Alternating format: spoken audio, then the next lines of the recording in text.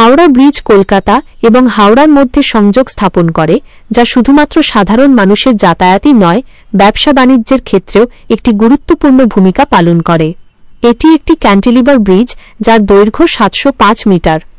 এর নির্মাণ কাজ ১৯৩৬ সালে শুরু হয়েছিল এবং ১৯৪৩ সালে এটি জনসাধারণের জন্য খুলে দেওয়া হয়। এই ব্রিজটি হুগলি নদীর উপর অবস্থিত। হাওড়া ব্রিজের গুরুত্ব। হাওড়া ব্রিজ কেন ব্যবসার জন্য গুরুত্বপূর্ণ? পরিবহনের সুবিধা।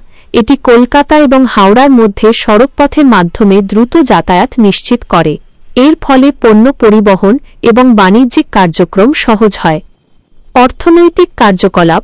ব্রিজটি উভয় দিকের বাজার, বন্দর এবং শিল্পাঞ্চলের মধ্যে সরাসরি সংযোগ তৈরি করে, যা ব্যবসা বাণিজ্যের প্রসার ঘটায়। পর্যটন। হাওড়া ব্রিজ শুধু বাণিজ্যিক দিক থেকেই নয়, পর্যটকদের কাছেও একটি আকর্ষণীয় স্থান। এর ফলে স্থানীয় অর্থনৈতিক উন্নয়নও হয়।